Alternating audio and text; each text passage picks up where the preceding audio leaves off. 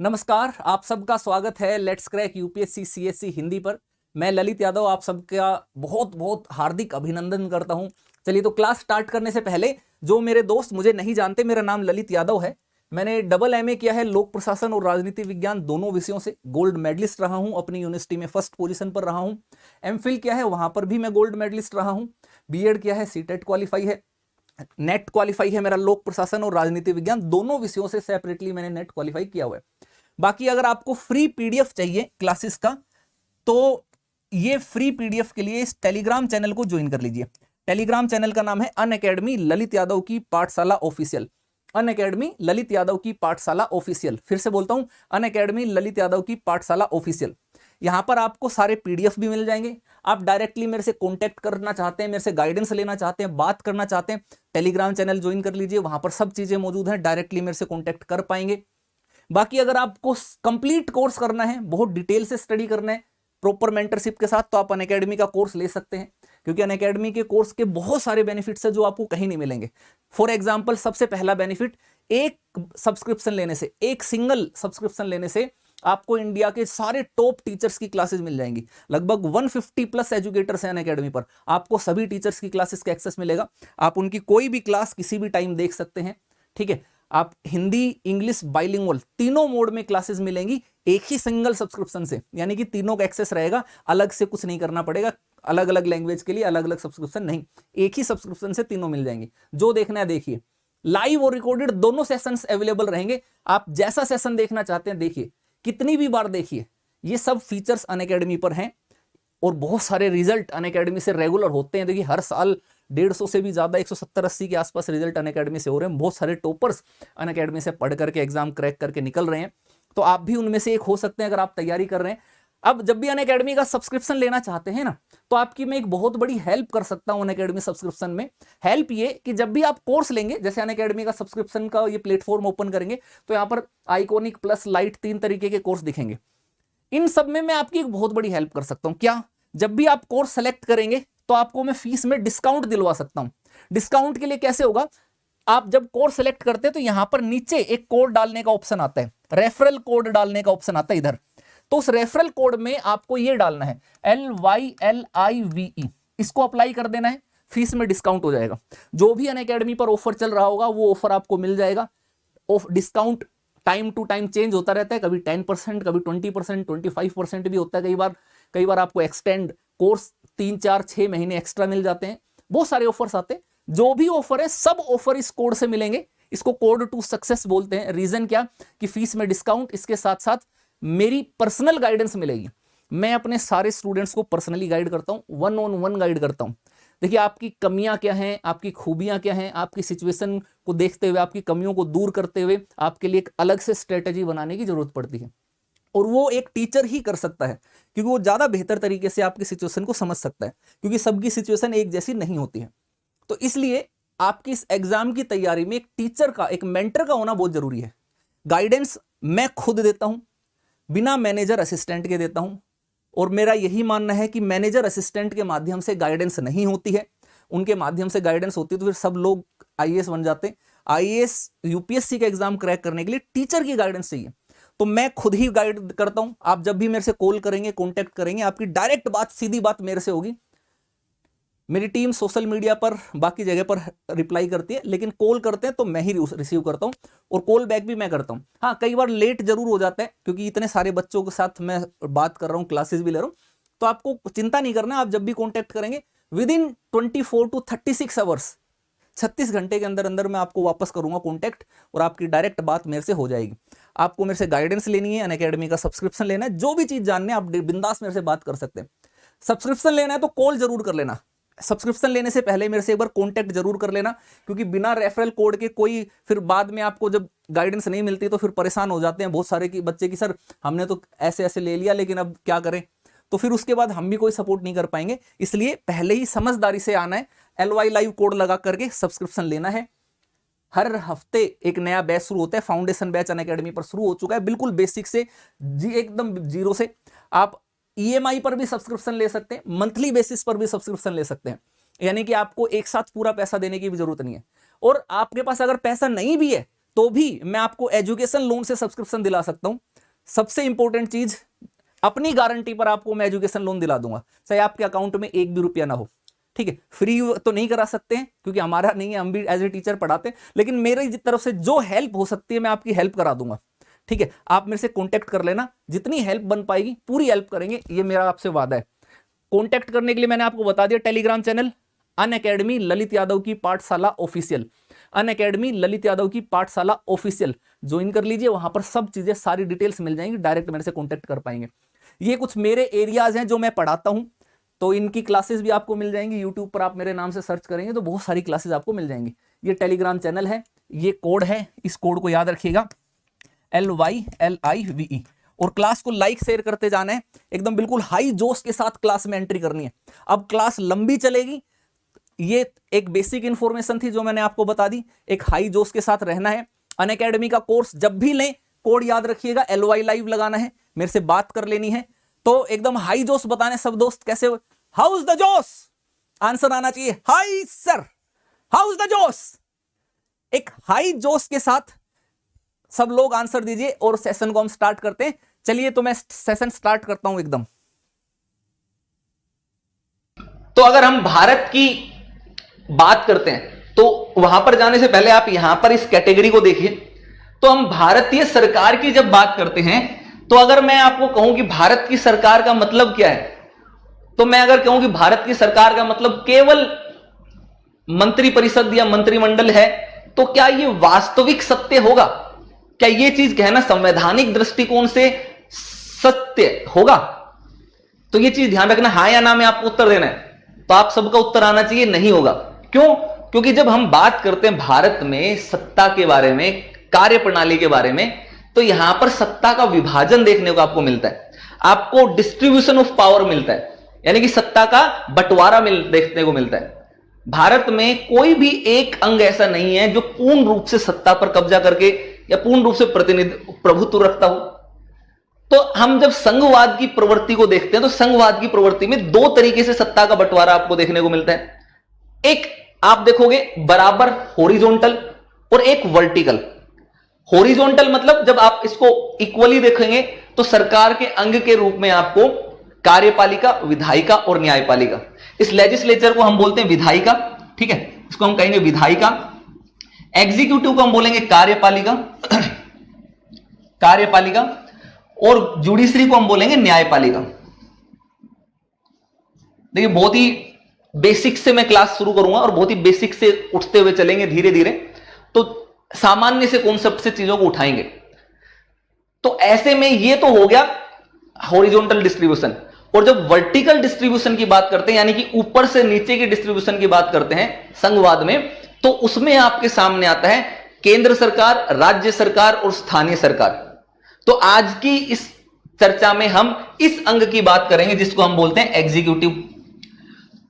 तो आमतौर पर एग्जीक्यूटिव की जब हम बात करते हैं, कार्यपालिका की जब हम बात करते हैं, तो मुख्य रूप से कार्यपालिका से आप क्या समझते हैं, किस किस का नाम आपके जुबान पर आता है?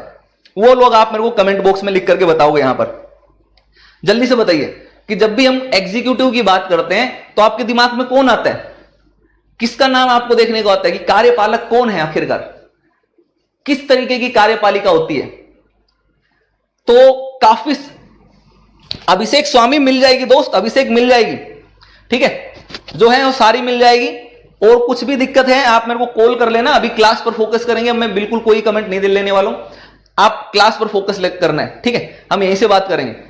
तो मैक्सिमम तौर पर जब भी हम बात करते हैं कार्यपालिका की, तो अधिकतर लोगों ने यहां पर लिखा कि राष्ट्रपति, प्रधानमंत्री, और सब लोग वास्तविकता में मानते भी हैं सीएम, पीएम, प्रेसिडेंट। लेकिन दोस्त यहां पर ध्यान देने की जरूरत है कि कार्यपालिका एक प्रकार की नहीं होती है, कार्यपालिका के दो प्रकार हैं। आप सब लोग जिस एग्जाम की तैयारी कर रहे हो, वो एग्जाम पास करके आप बनोगे क्या? आप भी तो कार्यपालक ही बनोगे, एग्जीक्यूटिव बनोगे आप सब लोग। दो प्रकार की कार्यपालिका होती है, एक होती है राजनीतिक, जिसमें आप देखोगे पीएम, सीएम, प्रेसिडेंट, राष्ट्रपति, प्रधानमंत्री, सीएम, और ये अलग अलग राज्य और केंद्र के स्तर पर वो आ जाते हैं, ठीक। दूसरी होती है प्रशासनिक, प्रशासनिक तो हम कार्यपालिका को दो हिस्सों में बांटते हैं, ठीक है। और इसके साथ साथ आप एक और चीज देख रहे हैं, अंकुश मेरे को फोन कर लेना दोस्त, मेरा नंबर दिया हो उस पर फोन कर लेना, अभी वीडियो पर हम सिर्फ क्लास की बात करेंगे। प्रशासनिक में कौन होगा, जो जितने भी ऑफिसर्स हैं, जो सरकारी अधिकारी हैं, और उसमें भी खास करके आप लोग जो आईएएस ऑफिसर हैं और जो सचिव लेवल तक पहुंचेंगे, तो आप भी प्रशासनिक कार्यपालिका की भूमिका निभाएंगे। तो ये एक बेसिक अंडरस्टैंडिंग आपको हमेशा डेवलप करनी है। आमतौर पर जब भी हम कार्यपालिका बोलते हैं तो आप सब लोग पीएम, सीएम, प्रेसिडेंट वहीं तक सीमित हो जाते हो, तो ऐसा नहीं करना है। एक यूपीएससी के एस्पिरेंट होने के नाते आपको पता होना चाहिए कि दो प्रकार की कार्यपालिका होती है, एक राजनीतिक, एक प्रशासनिक। ठीक, प्रशासनिक कार्यपालिका है। अब मैं आपसे सवाल, कई बार स्टेट में सवाल आ जाता है, अगर आप स्टेट पीसीएस का एग्जाम देते हैं और यूपीएससी में भी अगर कोई सवाल होता है तो उसमें भी पीटी में एक लाइन दे दी जाती है, तो मैं आपसे सिर्फ हां या ना में जवाब पूछूंगा, आप केवल हां या ना में बताना। अगर मैं आपसे कहूं कि भारत की प्रशासनिक कार्यपालिका चुनी हुई कार्यपालिका होती है या चुने हुए प्रतिनिधि होते हैं, तो क्या यह हां गलत होगी या सही होगी? जल्दी से बताओ कि भारत की प्रशासनिक कार्यपालिका निर्वाचित प्रतिनिधियों से बनती है या चुने हुए प्रतिनिधियों से बनती है, तो यह कथन सही होगा कि गलत होगा? हां या ना, जल्दी से बताओ। अच्छा, काफी लोग हां वाले भी हैं, सही वाले भी हैं। बिल्कुल हां नहीं होगा, गलत होगा, नो होगा इसका आंसर। अभी अभी तो मैंने आपको समझाया दोस्त कि प्रशासनिक कार्यपालिका में आप सब लोग रहोगे, आईएएस ऑफिसर जो बनोगे, तो आप चुने हुए थोड़ी होते हो, आप निर्वाचित थोड़ी होते हो, आपका इलेक्शन थोड़ी होता है, आप तो भाई नियुक्त होते हो, अपॉइंट किया जाता है आपको। तो आप तो एग्जाम पास करते हो, योग्यता के आधार पर उस पोस्ट पर पहुंचते हो, फिर आपको अलग अलग पदों पर नियुक्त किया जाता है।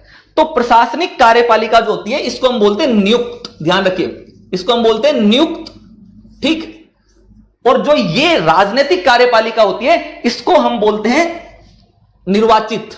निर्वाचित, निर्वाचित, क्योंकि देखोगे तो पीएम जो है वो भी संसद का चुना हुआ सदस्य ही है, निर्वाचित सदस्य है। सीएम जो है वो राज्य विधानमंडल का निर्वाचित सदस्य होता है। ऐसे प्रेसिडेंट है, उसका भी इलेक्शन होता है। तो ये बुनियादी अंतर आपको कर लेना है कि प्रशासनिक कार्यपालिका हमेशा नियुक्त होगी और जो हमारी राजनीतिक कार्यपालिका है वो हमेशा निर्वाचित होगी। तो जल्दी से आंसर यहां पर लिखो आंसर में कि राजनीतिक कार्यपालिका निर्वाचित, प्रशासनिक कार्यपालिका चयनित या नियुक्त। कमेंट में हर स्टूडेंट का नाम आना चाहिए, ये लाइन लिख करके आपको परमानेंट याद हो जाएगा, जिंदगी में कभी भूलोगे नहीं। जल्दी से लिख करके दो। तो चलिए अब हम ये सब चीज मैंने आपको बताई दी कि विधायिका, कार्यपालिका और न्यायपालिका ये तीन अंग हैं सरकार के, तीनों मिलकर शासन का कार्य करते हैं, कानून व्यवस्था बनाए रखते हैं और जनता का कल्याण करने में योगदान देते हैं, ठीक है। और ये संविधान जो है वो यह सुनिश्चित करता है कि ये सभी एक दूसरे से तालमेल बनाकर काम करें और आपस में संतुलन जो है वो बनाए रखें, ठीक है। इस चीज को समझना। अब अगर हम भारत की बात करें तो भारत में अगर मैं आपसे कहूं कि हमारे देश की कार्यपालिका विधायिका का भी हिस्सा होती है, तो क्या यह स्टेटमेंट सही होगी कि नहीं? चलो जल्दी से आंसर बताओ। बिल्कुल, कलमाड़ी ने, रोशन ने, राहुल ने, सत्यपूर्णा ने, मनोज ने, लोकेश ने, कृष्णा ने, सबाना ने, इन्होंने सही आंसर दिया। बिल्कुल गुड, वेरी गुड, आपकी तालियां। इसी तरीके से मैं चाहता हूं कि ऐसे ही स्टूडेंट हमारे साथ बने रहे जो कम से कम मानते हैं कहना कि, और आप देखोगे आप में भी इंप्रूवमेंट होगा इस तरीके से आप चीजों पर ध्यान दोगे तो। चलिए, अजय का भी उत्तर सही आया। चलिए आप मेरे को जल्दी से बताइए, अगर मैं आपको सवाल कहूं, निधि का भी उत्तर सही आया, इन्होंने भी सही बताया, बाकी सब लोग हां बोल रहे हैं, तो बिल्कुल करेक्ट आंसर है। हमारे देश में जो कार्यपालिका है, जिसका जो हम अभिप्राय राजनीतिक कार्यपालिका से लेते हैं, वो विधायिका का ही हिस्सा होती हैं, संसद के ही सदस्य होते हैं। अगर आप संसद के सदस्य नहीं हैं तो आप कार्यपालिका के सदस्य भी नहीं हो सकते। हां, 6 महीने तक हो सकते हो अधिकतम, लेकिन उसके अलावा नहीं हो सकते। इसके ऊपर भी मैं आऊंगा कि कैसे कैसे हो सकते हैं। यानी कि इनडायरेक्टली आप अगर भारत में संसद के सदस्य नहीं है, यानी कि लोकसभा और राज्यसभा के सदस्य नहीं है, तो भी आप कार्यपालिका के सदस्य बन सकते हो, मेंबर बन सकते हो। मंत्री बन सकते हो, प्रधानमंत्री बन सकते हो, लेकिन केवल 6 महीने के लिए, अधिकतम 6 महीने। 6 महीने के भीतर भीतर आपको या तो लोकसभा या राज्यसभा की सदस्यता लेनी होती है। तो इन सभी विचारों पर, इन सभी मुद्दों पर चर्चा करेंगे। तो यही बात यहां पर भी एनसीईआरटी ने लिखी है कि संसदीय व्यवस्था में कार्यपालिका और विधायिका एक दूसरे पर आश्रित हैं। विधायिका जो है वो कार्यपालिका को न केवल नियंत्रित करती है बल्कि उससे नियंत्रित भी होती है। तो इस चीज को समझिए कि हमारी जो कार्यपालिका, राजनीतिक कार्यपालिका है, उसको मुख्य रूप से हम लेते हैं मंत्री परिषद से, जो मंत्री परिषद होती है। और मैंने आपको मंत्री परिषद के संदर्भ में समझाया था कि मंत्री परिषद में 3 प्रकार के मंत्री होते हैं। एक कैबिनेट मंत्री होता है, दूसरा राज्य मंत्री होते हैं और तीसरे उपमंत्री होते हैं। तो जो मंत्री परिषद है, उस मंत्री परिषद को हम सरकार के रूप में, कार्यपालिका के रूप में आमतौर पर जानते हैं। और उस मंत्री परिषद में भी जो कैबिनेट मिनिस्टर्स हैं, जिसको कैबिनेट बोलते हैं, मंत्रिमंडल कहा जाता है, वो मंत्रिमंडल जो है वो राजनीतिक कार्यपालिका के प्रमुख दायित्व, प्रमुख जिम्मेदारी का निर्वाह करता है, जिसमें केवल कुछ प्रमुख मंत्री होते हैं, जैसे गृह मंत्री, राज्य मंत्री, विदेश मंत्री, रक्षा मंत्री, शिक्षा मंत्री, ये मंत्री, वो मंत्री, जो मतलब कैबिनेट स्तर के मंत्री होते हैं। तो आमतौर पर मुख्य जिम्मेदारी सरकार की या एग्जीक्यूटिव की जो भूमिका निभाते हैं, वो वही मंत्री यहां पर निभाते हैं। ठीक है, इस चीज को समझते हुए चलना है। तो अब अगर हम भारत के बारे में बात करते हैं, तो भारत का संविधान जो है उसमें इस तरीके का आपको एक स्ट्रक्चर देखने को मिलेगा। अगर आप ये स्ट्रक्चर आप देख पा रहे हैं, मैं उम्मीद कर रहा हूं आपको क्लियर दिख रहा होगा। तो जो भारत का संविधान है वो 3 प्रकार से बनाता है। ये विधायिका है, ठीक है, इधर हो गया विधायिका, ठीक, इधर हो गया एग्जीक्यूटिव यानी कि कार्यपालिका, और इधर हो गया जुडिशरी, न्यायपालिका। ठीक है, इस चीज को समझिए। तो लेजिस्लेचर की जब हम बात करते हैं, विधायिका की जब हम बात करते हैं, तो विधायिका में आप 3 अंग देखते हो, एक राज्यसभा, एक लोकसभा और एक राष्ट्रपति। तो ये तीनों मिलकर विधायिका बनाते हैं। एग्जीक्यूटिव की जब बात करते हैं तो इसमें प्राइम मिनिस्टर्स और काउंसिल ऑफ मिनिस्टर यानी कि पीएम और मंत्री परिषद प्रमुख रूप से भूमिका निभाते हैं। राष्ट्रपति भी इसी कार्यपालिका का ही हिस्सा है। ठीक है, क्यों? संवैधानिक रूप से कार्यपालिका का काम कौन करता है? क्या आपने आर्टिकल 53 पढ़ा है? अगर आप संविधान पढ़ते हैं तो अनुच्छेद 53 आपने पढ़ा होगा जरूर। तो अनुच्छेद 53 क्या कहता है? अगर आप में से किसी ने भी पढ़ा हो तो ध्यान रखना, आर्टिकल 53 ये बोलता है कि राज्य की, भारत की सभी कार्यपालक शक्तियां राष्ट्रपति के नाम में निहित रहेंगी, यानी कि राष्ट्रपति के नाम से सभी कार्यपालक शक्तियों का प्रयोग किया जाएगा। तो इसी आधार पर आप देखोगे तो यहां पर भी राष्ट्रपति आ जाता है। ठीक है, राष्ट्रपति आ जाएगा। फिर बाकी जुडिशियल सिस्टम है, उसमें आप देखते हो supreme court, high court, district court, ये स्ट्रक्चर जो है हमारा यहां पर चलता हुआ चलता है। तो इस बेसिकली इस पूरे के पूरे चैप्टर में हम सरकार की कार्यपालिका की संगठन, संरचना और कार्य, पहली चीज संगठन, दूसरी चीज संरचना और तीसरा चीज कार्य, इसके बारे में चर्चा करेंगे।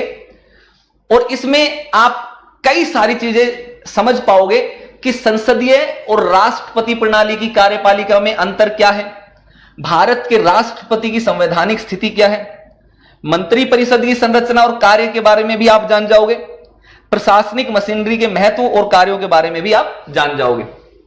चलिए, तो अब स्टार्ट करते हैं कि कार्यपालिका आखिरकार होती क्या है और कौन है, कार्यपालिका क्या है। तो सबसे पहले ये चीज कहते हैं कि भाई एनसीईआरटी में स्कूल का उदाहरण दिया है। अब हम स्कूल का उदाहरण ना लेते हुए आपके घर का ही उदाहरण लेते हैं, तो बड़े आराम से सामान्यीकरण करते हुए चलते हैं, इजी करते हैं, जनरलाइजेशन करते हैं।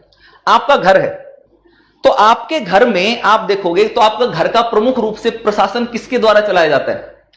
आपके घर के महत्वपूर्ण निर्णय कौन लेता है? किसी भी काम के लिए आपको किससे पूछना पड़ता है? किसी भी काम के लिए आपको पैसा कहां से मिलता है? और किसी भी काम को ऑथेंटिकेट यानी इसको वैधता कौन प्रदान करता है? तो आपके परिवार का कोई सदस्य होगा, या तो आपके पिता होंगे, या आपकी माता होगी, या आपके दादा हो सकते हैं। एक मेंबर होगा ना जिसकी बातें सभी लोगों को मानते हैं। तो एक तरीके से वो आपके परिवार के कार्यकारी अधिकारी हो गए, सीईओ जिसको बोला जाता है, चीफ एग्जीक्यूटिव ऑफिसर। वो कार्यपालक आपके परिवार के हो गए। घर के मुखिया हैं, वो हो गए, है ना, पापा, ही हंस दे ले रिंकिया के पापा, वही रिंकिया के पापा, है ना। तो वो जो है वो आपके एग्जीक्यूटिव ऑफिसर हो गए। ऐसे ही भारत की कोई भी संगठन को आप देख लोगे, किसी भी संस्था को आप देख लोगे, फिर चाहे आप स्कूल ले लो, फिर चाहे आप कॉलेज ले लो, या कोई भी संगठन आप देख लो, तो उस संगठनों में, उन कॉलेजों में, उन सभी संगठनों में कोई ना कोई एक पदाधिकारी या एक बोर्ड जो है वो ऐसा होता है जो निर्णय लेता है और उन निर्णयों को लागू कराता है। ठीक है, एक समूह जो सबसे ऊपर होता है, टॉप के ऊपर जो है वो होता है, तो उसी को ही हम कार्यपालिका कहते हैं, है ना। ये लोग उस संगठन के मुख्य प्रशासनिक या कार्यपालिका अधिकारी के रूप में काम करते हैं। जैसे मान लो ये एक संगठन का मैंने आपके लिए स्ट्रक्चर यहां पर बनाया है, इसको मैंने बनाने की कोशिश की है कि एग्जीक्यूटिव ब्रांच में क्या होता है। मान लीजिए कोई भी संगठन होता है तो वहां पर या तो आपको सीईओ मिलेगा या एमडी मिलेगा, ठीक है, या वाइस प्रेसिडेंट मिलेगा। तो ऐसे ही टॉप पर रहेगा प्रेसिडेंट, फिर उसके नीचे अगर आप देखोगे तो अलग अलग लोग हैं वो काम करते हैं उस संगठन में। तो ये जो टॉप वाली जो ब्रांच है इसको एग्जीक्यूटिव ब्रांच कहते हैं। यही मुख्य रूप से शक्ति और सत्ता का जो है वो ये करते हैं। ठीक है, ये चीज आपको समझ लेनी है। तो आपने देखो इसमें यही बताया कि शायद बड़ी कंपनियों, बैंकों और औद्योगिक इकाइयों के प्रशासनिक अधिकारियों के बारे में सुना होगा। उनमें से कुछ पदाधिकारी नीतियों, नियमों और कायदों के बारे में निर्णय लेते हैं, तो कुछ उससे संगठन में लागू करते हैं। ठीक है, तो इसका मतलब कार्यपालिका का अर्थ है व्यक्तियों के उस समूह से जो कायदे कानूनों को संगठन में रोजाना लागू करते हैं। आपने अगर फिल्में देखी हैं या टीवी सीरियल देखे हैं तो आपने उसमें देखा होगा कि कोई बड़ी सी कंपनी है, उसमें मीटिंग हो रही होती है और उस मीटिंग में सूट बूट पहन करके एक टेबल के चारों तरफ कई सारे लोग बैठे होते हैं और वो आपस में चर्चा कर रहे होते हैं, बात कर रहे होते हैं। तो वही एग्जीक्यूटिव है, वही कार्यपालिका है जो उस पूरी की पूरी कंपनी, पूरे के पूरे संगठन के लिए नीतियों का निर्माण करती है और उसको क्रियान्वित करती है। तो जिस तरीके से संगठन में यह काम होता है उसी को हम देश के ऊपर लागू कर सकते हैं। तो भारत में भी, देश में भी अगर आप देखोगे तो सरकार के मामले में भी आप देखोगे तो एक संस्था है जो नीतिगत निर्णय लेती है और उन नीतिगत निर्णयों को, नियमों और कायदों के बारे में, उनके बारे में यह तय करती है और दूसरा उसे लागू करने की जिम्मेदारी निभाती है। अब बात करते हैं हम कार्यपालिका के मुख्य कार्य की। अब अगर मैं आपसे यह कहूं कि भारत में कार्यपालिका नियमों के केवल निर्धारण तक सीमित है या कानून बनाना कार्यपालिका का कार्य है, तो क्या यह कथन सही होगा, हां या ना? इसमें सिर्फ मेरे को आपसे जवाब चाहिए। अगर मैं सिर्फ यह कहूं कि कानून बनाना, नियम जो है कानून बनाना वो कार्यपालिका का काम है, तो वो हां होगा या ना होगा? जल्दी से मेरे को आंसर में बताओ सभी लोग। एनसीईआरटी चल रही है भाई, एनसीईआरटी चल रही है, एनसीईआरटी चल रही है। जवाब काफी लोगों का कम आ रहा है। बिल्कुल सही कि नहीं होगा। क्यों? क्योंकि भारत में यह प्रक्रिया बांट दी गई है। कानून बनाने का काम जो है वो रहेगा विधायिका के पास, और जो विधायिका यानी कि जो पार्लियामेंट जो कानून बना देगा उस कानून को लागू करने का काम जो है वो कार्यपालिका करती है। यानी कि हम जो मंत्री परिषद और प्रधानमंत्री जिसको बोलते हैं, वो सारे संसद के निर्णयों को लागू करने का काम जो है उनके द्वारा करवाया जाता है। यह चीज आपको बेसिक सी चीज करना है कि सरकार का वह अंग जो इन नियमों कायदों को लागू करता है और प्रशासन का काम करता है वो कार्यपालिका कहलाता है। ठीक है, तो मुख्य रूप से आपने देखा उसका काम कानून को लागू करवाने का है।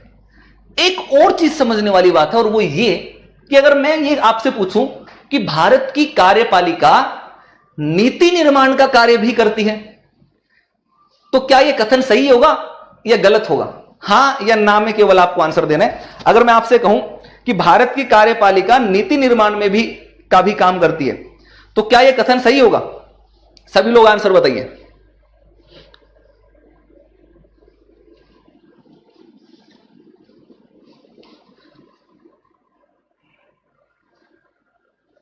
बिल्कुल सही, यस इसका आंसर आएगा। नीति निर्माण का कार्य भी सरकार के द्वारा किया जाता है। जितने भी नीतिगत फैसले लिए जाते हैं वो सारे के सारे फैसले सरकार के द्वारा ही किए जाते हैं, यानी मंत्रिपरिषद के द्वारा किए जाते हैं।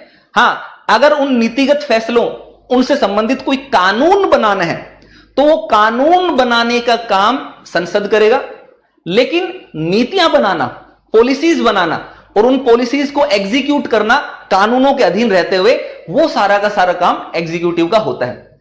तो चलिए अब हम इसमें प्रमुख रूप से इसमें जान लेते हैं। कार्यपालिका को अलग अलग तरीके से जाना जाता है। अगर कुछ देशों में देखें तो कुछ देशों में राष्ट्रपति के पास पावर ज्यादा होती है, तो कुछ देशों में देखोगे तो प्रधानमंत्री के पास पावर ज्यादा होती है, और कुछ देशों में आप देखोगे तो राष्ट्रपति और प्रधानमंत्री दोनों को इक्वल इक्वल पावर होती है। अब हम बात कर लेते हैं स्ट्रक्चर की, कार्यपालिका के स्ट्रक्चर की। तो जब हम भारत की बात करेंगे तो भारत में सुपर पावरफुल कौन है, बाहुबली कौन है? हमारे राष्ट्रपति या हमारे मित्रों, हमारे प्रधानमंत्री? तो आप सबका एक सुर में आंसर जो होना चाहिए वो कमेंट बॉक्स में आना चाहिए कि पीएम, भारत में महाशक्तिशाली जो है वो पीएम है। तो भारत में हम वास्तविक कार्यपालिका जो कहते हैं वो पीएम को कहते हैं। लेकिन अगर हम अमेरिका की बात कर लें, विश्व के सबसे शक्तिशाली देश की, तो वहां पर जब हम एग्जीक्यूटिव की बात करते हैं, ढांचा वहां पर भी ऐसा ही है जैसे भारत में ढांचा है, वहां पर भी एग्जीक्यूटिव, लेजिस्लेचर और कोर्ट, यानी कि कार्यपालिका, विधायिका और न्यायपालिका है। भारत में भी वही ढांचा है, कार्यपालिका, विधायिका और न्यायपालिका। लेकिन भारत में प्रधानमंत्री बाहुबली है, शक्तिशाली है। अमेरिका में प्रधानमंत्री है ही नहीं, वहां पर राष्ट्रपति शक्तिशाली है, प्रेसिडेंट शक्तिशाली है। तो ऐसे में बड़ा कंफ्यूजन होता है बहुत सारे दोस्तों को कि भाई ये वास्तविक रूप में सरकार में ये एग्जीक्यूटिव है कौन, कौन ज्यादा पावरफुल है, ये कैसे हम जानेंगे? और कौन सी शासन प्रणाली में कौन कौन मेन जो है कार्यपालिका के हिस्से हैं उसको हम कैसे पहचानेंगे? तो उसको संदर्भ को समझने के लिए हमें अलग अलग प्रणालियों में थोड़ी सी तुलना करने की आवश्यकता है। तो उसको हम तुलना करते हुए देखेंगे। तो दो तरीके की प्रणाली आमतौर पर आप देखते हो, एक जिसको बोलते हैं संसदीय प्रणाली और दूसरी जिसको हम बोलते हैं अध्यक्षीय प्रणाली। और इन दोनों के मिले जुले स्वरूप की, जिसको अर्ध अध्यक्षीय बोलते हैं, उसकी प्रणाली भी आपको देखोगे। तो कार्यपालिका के प्रकार पर आ जाते हैं तो आमतौर पर हम इसको दो ही प्रकार में बांटते हैं, लेकिन एक तीसरी कैटेगरी भी आपको देखने को मिलेगी जिसके बारे में आज मैं चर्चा करने वाला हूं आपके पास। तो सबसे पहला तो उनको हम सिद्धांत, नेतृत्व का सिद्धांत होता है, थ्योरी ऑफ लीडरशिप। जब आप लोक प्रशासन पढ़ोगे मेरे साथ तो उसमें मैं थ्योरी ऑफ लीडरशिप आपको पढ़ाऊंगा। आप जब प्लस पर आओगे देखोगे तो उसमें मैं पढ़ाता हूं। तो थ्योरी ऑफ लीडरशिप के आधार पर हम प्रणालियों को बांटते हैं, अलग अलग शासन प्रणालियों को। तो एक लीडरशिप जिसमें सिद्धांत होता है सामूहिक नेतृत्व का सिद्धांत, यानी कि जिसमें पूरी की पूरी कार्यपालिका जो है वो सामूहिक रूप से जिम्मेदार होती है जनता के सदन के प्रति। तो उसको हम बोलते हैं संसदीय प्रणाली। ठीक है, उसको हम बोलते हैं संसदीय प्रणाली। ये थोड़ा सा फट रहा है, आपको क्लियर नहीं दिख पा रहा होगा। ठीक है, ये रीजन इसलिए कि जब ये बनाया गया तो थोड़ा सा खराब गड़बड़ हो रखा था। और दूसरी जो प्रणाली है उसको हम बोलते हैं एक व्यक्ति के नेतृत्व के सिद्धांत पर, जिसको हम बोलेंगे अध्यक्षात्मक, अध्यक्षात्मक, यानी कि अमेरिका की प्रणाली। अब इन प्रणालियों के बीच में हम अंतर करेंगे। अगर आप देखोगे तो राष्ट्रपति भारत में भी है, राष्ट्रपति अमेरिका में भी है। तो क्या दोनों की राष्ट्रपति दोनों एक जैसे पावरफुल हैं या दोनों एक जैसे शक्तिशाली हैं? केवल हां या ना में उत्तर दे दो, सिंपल सा हां या ना में उत्तर दिया करो आप, धमाधम उत्तर आने चाहिए। अगर मैं आपसे कहूं कि भारत का राष्ट्रपति और अमेरिका के राष्ट्रपति दोनों एक जितने शक्तिशाली हैं, हां या ना, तो आपका उत्तर आना चाहिए सभी का नहीं है। तो ऐसे में आप कहोगे कि भैया अभी तो हम थोड़ी देर पहले कह रहे थे कि कार्यपालिका शक्तियां राष्ट्रपति में निहित होंगी भारत की आर्टिकल 53 के अकॉर्डिंग, और अमेरिका में तो सारी कार्यपालिका जो है वो प्रेसिडेंट का ही है, प्राइम मिनिस्टर तो वहां पर है ही नहीं।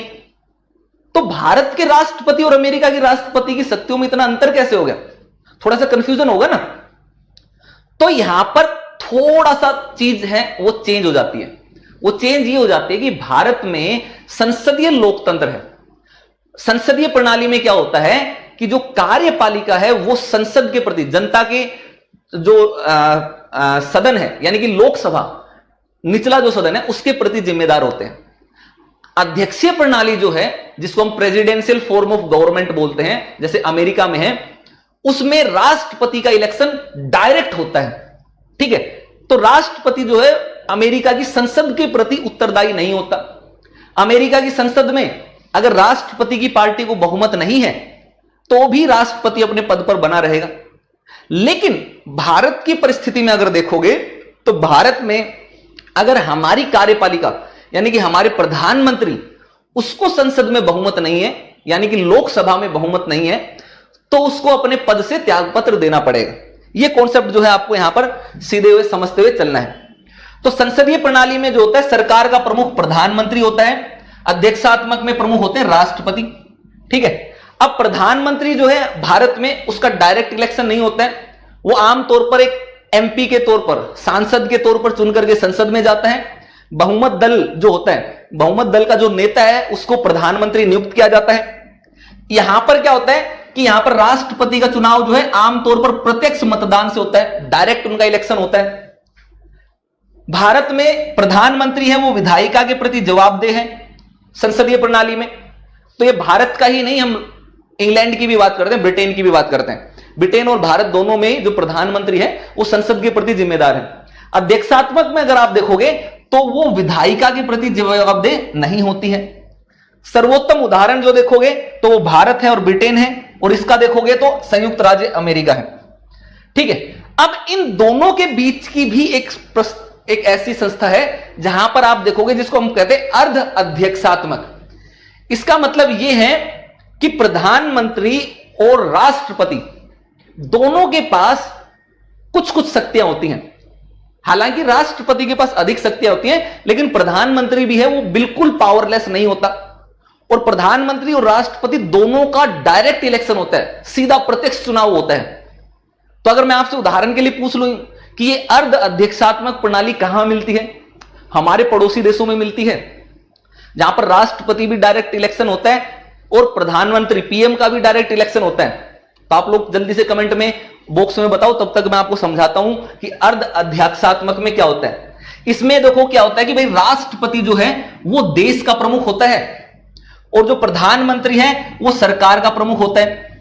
सेम ऐसे ही जैसे भारत में जो राष्ट्रपति है वो राज्य का प्रमुख यानी कि देश का प्रमुख है, और प्रधानमंत्री जो है वो सरकार का प्रमुख है। तो एक गुण तो इसमें आपने देखा कि भारत के साथ मिल गया। ठीक है, भारत के साथ मिला। आंसर जो है मैंने श्रीलंका जिसने भी कहा उनका उत्तर जो है वो बिल्कुल सही है। ठीक है, बिल्कुल सभी के लिए कोर्स बेनिफिशियल है, सभी एग्जाम के लिए पढ़ सकते हो। अब बस फर्क क्या है, देखो भारत में भी यही है ना कि राष्ट्रपति राज्य का प्रमुख, प्रधानमंत्री सरकार का प्रमुख। ऐसा ही अर्ध अध्यक्षात्मक में होता है, लेकिन एक बुनियादी फर्क यह है कि दोनों का चुनाव जो है यहां पर प्रत्यक्ष मतदान से होता है। यानी कि राष्ट्रपति का भी डायरेक्ट प्रत्यक्ष मतदान से होगा, प्रधानमंत्री का भी डायरेक्ट प्रत्यक्ष मतदान से होगा। वहां पर कैंडिडेट खड़े किए जाते हैं कि राष्ट्रपति के इलेक्शन में फलाना 5-6 व्यक्ति खड़े हैं, जिसको पसंद है वोट डालो। प्रधानमंत्री के इलेक्शन में 5-6 व्यक्ति खड़े हैं, जाकर के वोट डालो जनता। लेकिन भारत में क्या है, प्रत्यक्ष तौर पर वोटिंग नहीं होती है, ना तो राष्ट्रपति के लिए ना ही प्रधानमंत्री के लिए। प्रधानमंत्री वो संसद के सदस्य के रूप में चुना जाता है, फिर प्रधानमंत्री बनता है जाकर के। ठीक है, बहुमत प्राप्त दल के नेता के रूप में। राष्ट्रपति उसको समानुपातिक प्रतिनिधित्व प्रणाली के तहत आप देखोगे एकल संक्रमणीय मत पद्धति के माध्यम से चुना जाता है, अप्रत्यक्ष रूप से। तो ये एक अंतर आपको देखने को मिलेगा अर्ध अध्यक्षात्मक और संसदीय में। ठीक है, अब यह है कि प्रधानमंत्री और उसका मंत्री परिषद जो है वो विधायिका के प्रति जवाबदेह होता है, जैसे कि भारत में है। सेम वैसे के वैसे आपको यहां पर भी देखने को मिलेगा, और इसका सर्वोत्तम उदाहरण है श्रीलंका और फ्रांस। तो आमतौर पर अभी तक आपने केवल 2 ही प्रणालियों के बारे में सुना होगा। एक प्रणाली जिसमें आप देखते हैं संसदीय सरकार, दूसरी प्रणाली जिसमें आप देखते हो अध्यक्षात्मक सरकार। लेकिन एक तीसरी प्रणाली भी है जिसको हम अर्ध अध्यक्षात्मक कहते हैं, जिसमें कुछ गुण जो हैं वो अध्यक्षात्मक के होते हैं, कुछ गुण जो हैं वो संसदीय प्रणाली के होते हैं। फ्रांस और श्रीलंका में इस तरीके की प्रणाली अपनाई जाती है। अब कुछ ऐसे भी देश हैं जहां पर आप कहोगे कि वहां की कार्यपालिका में तो सर हमें चुने हुए लोग दिखते ही नहीं है, हमें ना तो राष्ट्रपति मिलता है ना ही प्रधानमंत्री मिलता है, लेकिन फिर भी वहां पर शासन चल रहा है और वहां पर एक डिक्टेटर का शासन चल रहा है ना। राष्ट्रपति या प्रधानमंत्री कोई होगा भी, प्रेसिडेंट होगा भी, तो भी वो चुना हुआ नहीं होगा, उसका इलेक्शन नहीं होता। तो ऐसे आधार पर अगर आप देखोगे तो दो शासन प्रणालियों में हम बांट सकते हैं, एक जिसको हम कहते हैं तानाशाही और एक जिसको हम बोलते हैं राजशाही, यानी कि मोनार्की जिसको बोला जाता है। जैसे कि पहले ब्रिटेन में होता था, राजा का शासन होता था। जैसे कि पहले भारत में होता था, राजा का शासन होता था, एक राजा होता था और सारा भारत उसके अधीन। अशोक आपने देखा, फिर मुगल साम्राज्य देखा। ऐसे ब्रिटेन में आपने देखा वहां के जो किंग है, वहां की जो क्वीन है, उसके अधीन होता था पहले। बाद में संसदीय प्रणाली में धीरे धीरे वो तब्दील हुआ। तो ऐसे ही आप नेपाल देखोगे तो नेपाल में भी कुछ समय पहले तक, 2005 से पहले तक, उससे पहले तक आप देखोगे तो राजा का शासन होता था और राजा का बड़ा हस्तक्षेप होता था सत्ता में। और जो राजा जो होता था वो चुना हुआ प्रतिनिधि नहीं होता था, बल्कि आपके जन्म के आधार पर, वंश के आधार पर उसकी पूरी की पूरी शासन पद्धति, उसकी सत्ता चलती थी। यह चीज आपको देखना है। तो इसीलिए जब हम बोलते हैं तो राजा की जब हम बात करते हैं तो राजा को अगर आप देखोगे तो वो राजतंत्र कहलाता था। और दूसरी तरफ अगर आप उदाहरण ले लो उत्तर कोरिया जैसे देश का, जो उत्तर कोरिया के जो हमारे सन की तानाशाह है, उसको हम डिक्टेटरशिप, तानाशाही राज्य के रूप में देखते हैं। तानाशाही राष्ट्र के रूप में हम उस प्रणाली को विश्लेषित करते हैं। ठीक, जो पूरी फुल्ली एकदम अपनी डिक्टेटरशिप चलाता है। जैसे जिम्बाब्वे और चीन, इन दोनों को देखोगे तो इन दोनों प्रणालियों को आप कंफ्यूज हो जाओगे कि हम इसको बोलें तो क्या बोलें। क्या हम इनको संसदीय बोलें, क्या हम इनको अध्यक्षात्मक बोलें, क्या हम इन दोनों को मिला जुला स्वरूप बोलें, या हम इनको तानाशाही बोलें। क्योंकि वहां की प्रवृत्ति देखोगे तो आपको पता चलेगा संसद भी है, राष्ट्रपति भी है, वोट भी होता है, लेकिन उसके बावजूद लोकतंत्र नहीं है। क्यों? क्योंकि केवल एक ही पार्टी रहती है, उसी पार्टी के मेंबर खड़े होते हैं, उन्हीं को ही वोट मिलता है। तो स्वाभाविक सी बात है वही जीतेंगे। फिर ऐसे में उन्हीं का जो नेता है उसी की तानाशाही चलती चली जाती है, वो अपने ही पक्ष में, यानी कि दिखावे का छद्म लोकतंत्र भी आपको देखने को मिलेगा। और इसके साथ साथ एक और प्रणाली है जो हमारे पड़ोसी देश पाकिस्तान में देखने को मिलती है। और पाकिस्तान में आमतौर पर पाकिस्तान अपने आप को दिखाएगा कि हम लोकतांत्रिक देश हैं, लेकिन पाकिस्तान की जो प्रणाली है वो दिखावे वाले लोकतंत्र अधिक देखने को मिलता है। यानी कि जैसे भारत का जो लोकतंत्र है तो पाकिस्तान कहेगा हमारा भी लोकतंत्र है, ये हमारे प्रधानमंत्री इमरान खान चुने हुए प्रधानमंत्री हैं, हम लोकतंत्र हैं।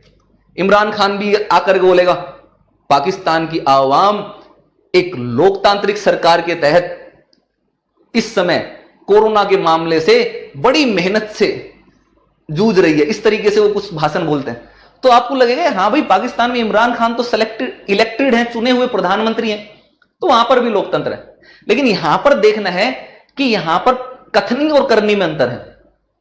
पाकिस्तान में जो लोकतंत्र है वो छद्म रूप का लोकतंत्र, दिखावे का लोकतंत्र है। आमतौर पर मुख्य निर्णय, जो डिसीजन मेकिंग की पावर है, वो प्रधानमंत्री या उसकी सरकार के पास अकेले है ही नहीं। उसको हर काम में सेना की मंजूरी लेनी पड़ती है, सेना को अपने विश्वास में लेना पड़ता है। अगर पाकिस्तान की सेना को विश्वास में लिए बिना प्रधानमंत्री कोई भी विदेश नीति से संबंध में कोई भी कदम उठा ले तो तख्ता पलट होने में देर नहीं लगेगी। और वहां पर समय समय पर तख्ता पलट हुआ भी है। कभी जनरल याहिया खान, कभी जनरल अयूब खान, कभी जनरल परवेज मुशर्रफ, और भविष्य में भी इस तरीके की संभावनाएं बनी रहेंगी। अभी 1 या 2 दिन के बाद से मैं पाकिस्तान पढ़ाने वाला हूं, मजा आएगा आपको।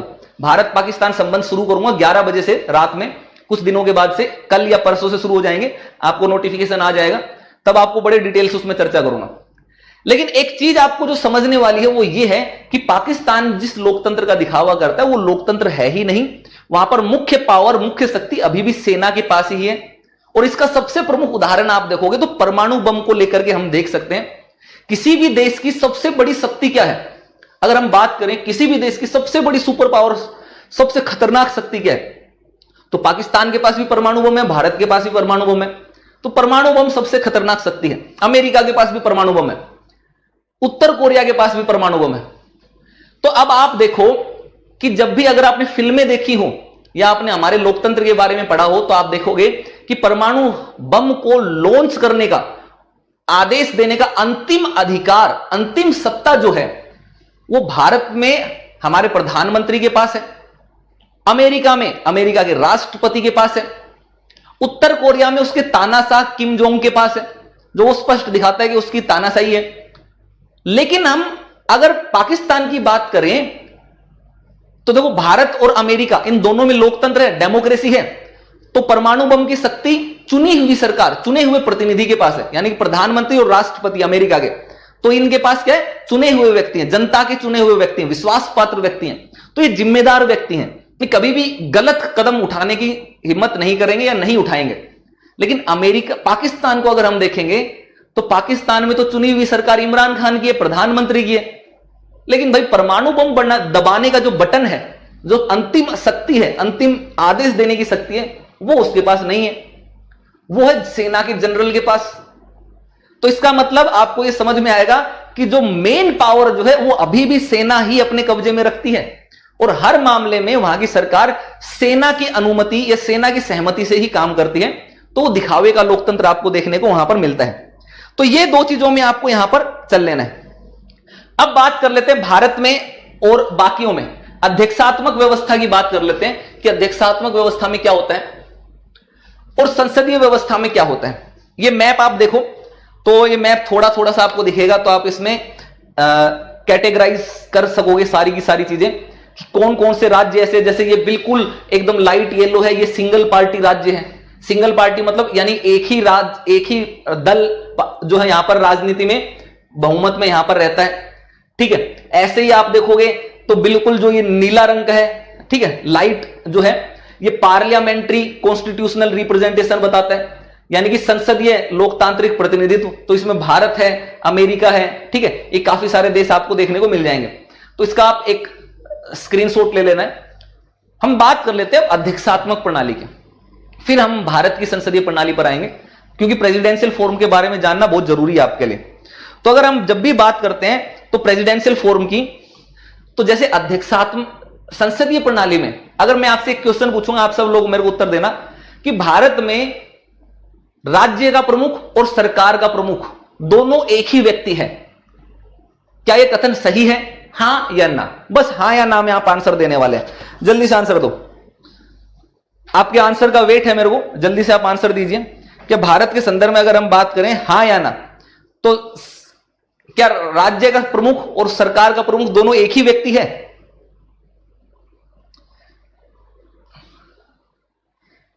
जल्दी से आंसर दीजिए। और ध्यान रखिए, जब भी हम पॉलिटी की भाषा में या अंतरराष्ट्रीय संबंधों की भाषा में राज्य की बात करते हैं तो उसका मतलब स्टेट का मतलब होता है देश, एक कंट्री से लिया जाता है स्टेट का मतलब। तो बिल्कुल सही आप सबने उत्तर दिया कि नहीं है, अलग अलग है। राज्य का प्रमुख प्रधानमंत्री नहीं, राष्ट्रपति होता है, और राज्य का प्रमुख और जो सरकार का प्रमुख वो प्रधानमंत्री होता है। अध्यक्षात्मक प्रणाली जो प्रेसिडेंशियल फॉर्म ऑफ गवर्नमेंट है, उसमें सबसे बड़ा अंतर क्या है, वो यही है कि जो राष्ट्रपति है वो राज्य और सरकार दोनों का ही प्रधान होता है। इसका मतलब क्या हुआ कि प्रेसिडेंट ही है सुपर पावरफुल, महाशक्तिशाली। वहां पर वास्तविक कार्यपालिका और संवैधानिक कार्यपालिका ऐसा कोई कॉन्सेप्ट नहीं है, एक ही पद है, वही पद राज्य का भी प्रमुख और सरकार का भी प्रमुख दोनों की भूमिका निभाता है। इसलिए वहां पर सबसे अधिक शक्तिशाली, बहुत अधिक शक्तिशाली पद जो है वो राष्ट्रपति ही होता है। और ऐसी व्यवस्था आपको अमेरिका में मिलेगी, ब्राजील में मिलेगी, लैटिन अमेरिका के कई सारे देश है वहां पर आपको देखने को मिलती है। तो मूल रूप से बुनियादी अंतर आपको यही मिलेगा। ठीक, अब बात कर लेते हैं संसदीय व्यवस्था की, हम पार्लियामेंट्री व्यवस्था की। तो पार्लियामेंट्री व्यवस्था देखेंगे, संसदीय व्यवस्था देखेंगे, तो संसदीय व्यवस्था में जो मूल अंतर है अध्यक्षात्मक से वो यही है कि राज्य का प्रमुख अलग होता है, राष्ट्रपति होता है, और सरकार का प्रमुख प्रधानमंत्री होता है। और मुख्य शक्ति जो है संसदीय व्यवस्था में, सरकार की जो सबसे प्रमुख शक्ति है वो हमारे प्रधानमंत्री के पास होती है। ठीक है, हां, जितनी भी संसदीय व्यवस्थाएं हैं उनमें राष्ट्रपति का पद भी होता है। अगर राष्ट्रपति का पद नहीं है तो उस जैसा ही कोई एक और मिलता जुलता पद होता है, जैसे ब्रिटेन में क्वीन का जो पद है उसमें किंग कहा जाता है बेसिकली, लेकिन है महारानी, वहां पर जो क्राउन जो है, वहां का राजा का जो पद है वो महारानी के पास है। तो इस तरीके का पद आपको जरूर देखने को मिलेगा। लेकिन वो जो पद है वो केवल क्या होता है, अलंकृत पद होता है, केवल आपको दिखावे का पद होता है, सम्मान गरिमा का प्रतीक होता है, शक्तियां उसके पास नहीं होती हैं। एक तरीके से खाना पूर्ति तरीके का काम वो आमतौर पर करते हैं। तो उस व्यवस्था में आप देखोगे अधिकतर संसदीय व्यवस्थाओं में एक राष्ट्रपति या राजा होता है जो देश का औपचारिक या नाम मात्र का प्रधान होता है। और इस व्यवस्था में राष्ट्रपति या राजा की भूमिका जो है वो मुख्यतः अलंकारिक होती है और प्रधानमंत्री तथा मंत्रिमंडल के पास वास्तविक शक्ति होती है।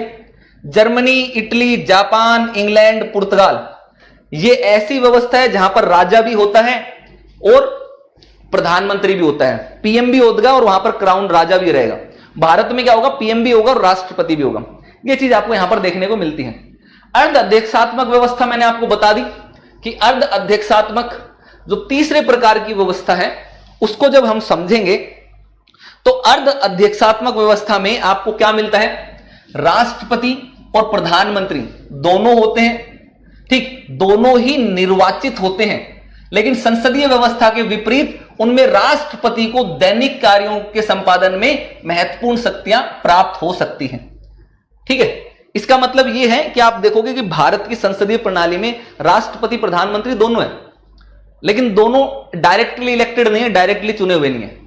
लेकिन अर्ध अध्यक्षात्मक में देखोगे जैसे कि श्रीलंका है, प्रधानमंत्री राष्ट्रपति दोनों डायरेक्टली सीधे प्रत्यक्ष रूप से चुने हुए होते हैं और उसमें राष्ट्रपति के पास शक्तियां जो हैं थोड़ी अधिक हो सकती हैं वहां पर। ठीक है, और इसके साथ साथ एक और भी चीज देखना है कि वहां पर राष्ट्रपति और प्रधानमंत्री दोनों एक ही दल के भी हो सकते हैं। तो जब एक दल के होंगे तो उनमें कोई विरोधाभास नहीं होगा। लेकिन मुद्दा तब आएगा जब राष्ट्रपति और प्रधानमंत्री दोनों अलग अलग पार्टी से हो जाएं, तब उन दोनों के बीच में बड़ा खतरनाक किस्म का टकराव होगा और तब वहां पर शासन व्यवस्था चलाना बड़ा मुश्किल हो जाएगा। लेकिन भारत में इस तरीके की व्यवस्था नहीं है क्योंकि भारत में पूर्ण रूप से संसदीय प्रणाली है। तो उसमें आप देखोगे हमारे राष्ट्रपति आमतौर पर तो सत्ताधारी दल की ही पसंद के ही बनते हैं।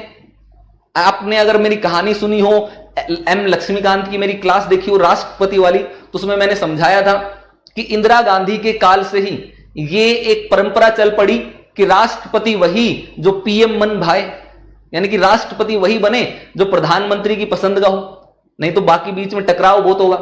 जैसे कहावत सुनते ना, दुल्हा वही जो दुल्हन मन भाए, दुल्हन वही जो पिया मन भाए। तो भारत में आमतौर पर जो भी राष्ट्रपति रहे होगा वो प्रधानमंत्री की पसंद का ही होता है। लेकिन अगर मान लो प्रधानमंत्री की पसंद का राष्ट्रपति नहीं भी है, किसी दूसरे दल का राष्ट्रपति भी है, तो भी प्रधानमंत्री और राष्ट्रपति के बीच में इतना टक्कर, इतना विवाद नहीं देखने को मिलता क्योंकि राष्ट्रपति को हमने इतनी ज्यादा शक्तियां दी ही नहीं। लेकिन जो अर्ध अध्यक्षात्मक व्यवस्था है जैसे श्रीलंका, अगर उसमें राष्ट्रपति और प्रधानमंत्री जो कि डायरेक्ट इलेक्ट होते हैं, सीधे निर्वाचित होते हैं, और अगर वो दोनों अलग अलग दलों से संबंधित हैं, अलग अलग पार्टियों से संबंधित हैं, तब उसमें खींचतान थोड़ी ज्यादा चल जाएगी।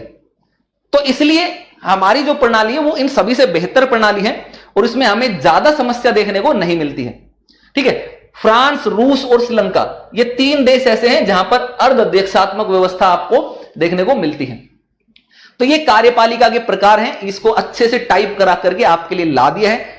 आपको अंतर मैंने समझा दिया था एक एक करके। अब मैं आपको एक बार बस रीड आउट कर देता हूं ताकि आपको यह पता चल जाए कि संसदीय, अर्ध अध्यक्षात्मक और अध्यक्षात्मक में अंतर क्या होता है, क्योंकि यहां से सवाल आपका जो है मुख्य परीक्षा में बन सकता है और सवाल आता भी है, यह चीज आपको ध्यान में रख लेना। तो ऐसे में अगर आप देखोगे तो कार्यपालिका के प्रकार को हम सामूहिक नेतृत्व के सिद्धांत पर प्रणाली में जोड़ते हैं और एक व्यक्ति के नेतृत्व के सिद्धांत पर आधारित प्रणाली जो कि होगी अध्यक्षात्मक, और यह प्रणाली होगी अर्ध अध्यक्षात्मक और संसदीय।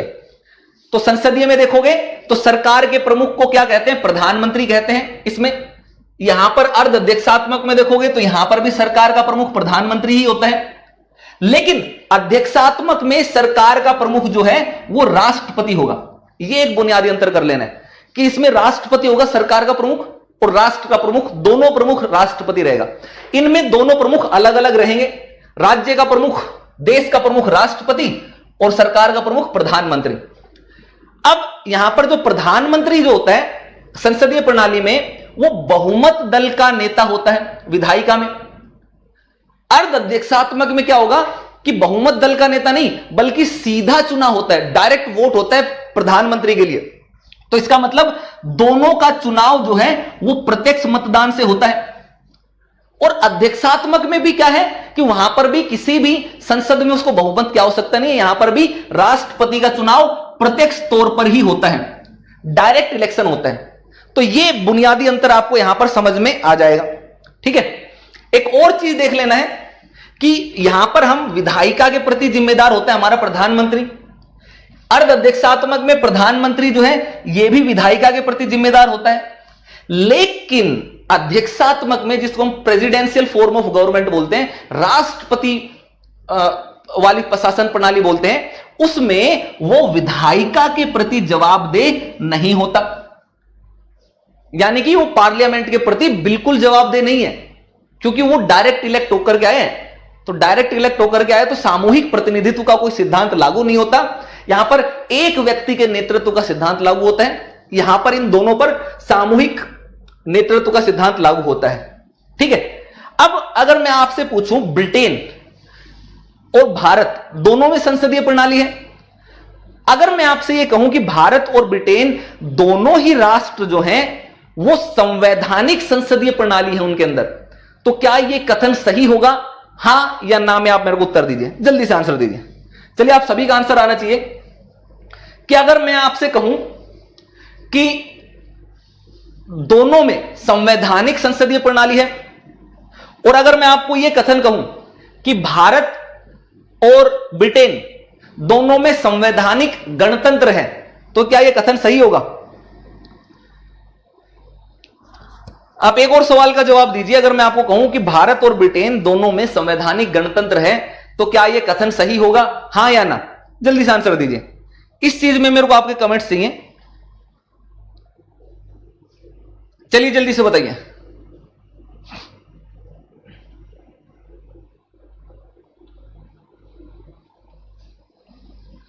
तो नहीं होगा, यह चीज ध्यान रखना, नहीं होगा।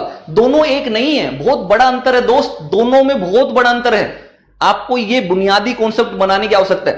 देखो, एनसीईआरटी इसीलिए पढ़ाई जाती है कि ताकि आप बेसिक कॉन्सेप्ट समझ सको। आमतौर पर हम बेसिक कॉन्सेप्ट को इग्नोर कर देते हैं। तो एक बड़ा अंतर है, वो ये चीज समझना, जिस देश का में राजा होगा, ठीक है, जो वहां के राष्ट्र का प्रमुख, वहां पर संवैधानिक राजतंत्र कहा जाता है। ध्यान रखिए, वहां पर संवैधानिक राजतंत्र कहा जाता है। और जिस देश में राष्ट्रपति प्रमुख होगा उसको संसदीय गणतंत्र कहा जाएगा। ठीक है, संसदीय गणतंत्र। तो जो भारत होता है, ये ध्यान रखिए, जो औपचारिक शासन प्रमुख, इसको ध्यान से समझना है कि जिन जिन राष्ट्रों में जो शासन प्रमुख है वो औपचारिक होता है, जैसे राष्ट्रपति या राजा, तो उन शासन में राजा वाले को संवैधानिक राजतंत्र कहेंगे और राष्ट्रपति वाले में हम उसको संसदीय गणतंत्र या संवैधानिक गणतंत्र कहेंगे। ठीक है, यह चीज आपको समझते हुए समझ विकसित करनी है, इसी को ही समझते हुए चलना है। ठीक है, क्लियर?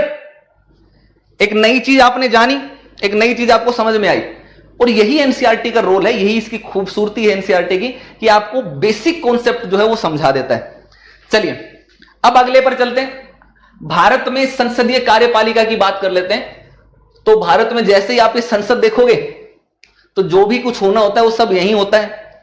तो आमतौर पर जब आप देखोगे तो भारतीय संसदीय व्यवस्था को, अगर मैं आपसे कहूं कि हमारी संसदीय व्यवस्था के बारे में जो अनुभव है वो हमें आजादी के बाद ही मिला, तो क्या ये स्टेटमेंट सही होगी कि गलत होगी? अगर आपसे कोई कहे कि भारत में पार्लियामेंट्री प्रणाली है, पार्लियामेंट्री फॉर्म ऑफ डेमोक्रेसी जो है, ये पार्लियामेंट्री फॉर्म ऑफ जो है आपका, ये इंडिपेंडेंस, आफ्टर इंडिपेंडेंस, आजादी के बाद भारत में आया, तो क्या ये स्टेटमेंट सही होगी कि गलत होगी? तो ये चीज बताइए। कई लोग कहेंगे सही होगी, कई लोग कहेंगे नहीं होगी। तो ये चीज ध्यान रखना कि वो सही नहीं है, रोंग है। 1919 का अधिनियम, आपने मेरी एम लक्ष्मीकांत की अगर पुस्तक पढ़ी होगी तो 1919 का अधिनियम और 1935 का अधिनियम, इन दोनों अधिनियम के बारे में मैंने बताया था, और आपको बताया था कि लोकसभा और राज्यसभा स्थापित हो गई थी 1919 के अधिनियम के बाद से, और उनके आपने देखा कि कुछ सीमित मात्रा में, लिमिटेड एडिशन में है ना, सीमित मताधिकार के साथ इलेक्शंस भी हो चुके थे। भाई हमारी संवैधानिक आप देखोगे तो 1935 का अधिनियम मैंने पढ़ाया था, उसमें भी आपको इसका मैंने जिक्र किया था। तो हमारा पहला अनुभव जो है, जब भारत का संविधान लिखा जा रहा था तब तक भारत को 1919 और 1935 के अधिनियमों के अंतर्गत संसदीय व्यवस्था के संचालन का कुछ अनुभव जो है वो हो चुका था। और इस अनुभव ने हमें यह दिखाया कि संसदीय व्यवस्था के अंतर्गत कार्यपालिका को जनप्रतिनिधियों के द्वारा प्रभावपूर्ण तरीके से नियंत्रित किया जा सकता है। ठीक है, तो आप देखो कई बार यह मुद्दा उठता है ना, कई बार यह सवाल उठाया जाता है, भैया अमेरिका तो इतना विकसित राष्ट्र है और वहां पर तो अध्यक्षीय प्रणाली है, राष्ट्रपति शक्तिशाली, राष्ट्रपति का प्रशासन चलता है, और हमारे देश में हमने क्यों नहीं अपनाया राष्ट्रपति की प्रणाली? हमने क्यों ब्रिटिशर्स की ही प्रणाली को अपनाया? क्यों हमने संसदीय प्रणाली को अपनाया? तो इसका सबसे पहला तर्क जो आपको देना है, जो मुख्य परीक्षा में आप लिख सकते हैं या निबंध में लिख सकते हैं, किसी के साथ डिबेट हो रहा हो तो लिख सकते हैं, तो उसमें यह बताना है कि हमारी जो पहले की जो अनुभव है, हम जब आजाद हुए तब हमारे पास नए प्रयोग करने का समय नहीं था कि हम नए नए प्रयोग करें, कि एकदम बिल्कुल नई प्रणाली बना ले। और भारत की परिस्थितियां भी ऐसी नहीं थी, और भारत आजाद हुआ तो वैसे ही बहुत सारी समस्याओं से घिरा हुआ था। तो ऐसे में तत्कालीन समय के हिसाब से हमारी परिस्थितियों के अनुसार जो व्यवस्था सबसे बेस्ट हमारे संविधान निर्माताओं को लगी, हमने उसको अपनाया, और वो सबसे बेहतरीन व्यवस्था हमें संसदीय प्रणाली ही लगी। उसका कारण यह था कि हम 1919 और 1935 के अधिनियम के माध्यम से एक अनुभव ले चुके थे संसदीय प्रणाली का, और उसके माध्यम से हमें यह चीज समझ में आ गया था कि भारत में, क्योंकि इतने सारे लोग, इतने सारे जाति, धर्म, भाषा, क्षेत्र, इतना बड़ी भौगोलिक विविधता ऐसा है, तो भारत में संसदीय प्रणाली की सरकार ही ज्यादा बेहतर तरीके से काम कर पाएगी।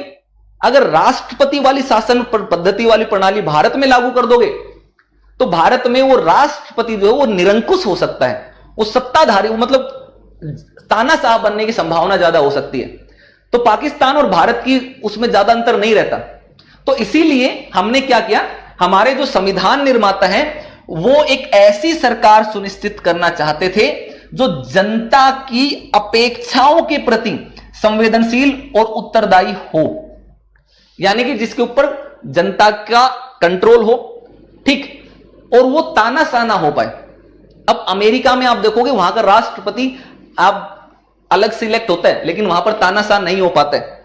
लेकिन अगर हम भारत के संदर्भ में अगर लेते हैं और भारत में उसी तरीके की प्रणाली डाल देते हैं, तो यहां पर जो प्रवृत्ति चलती आई है उसको आप देखोगे तो जो हमारे राष्ट्रपति बनता तो उसको तानाशाह होने की संभावना ज्यादा रहती बाकियों के मुकाबले।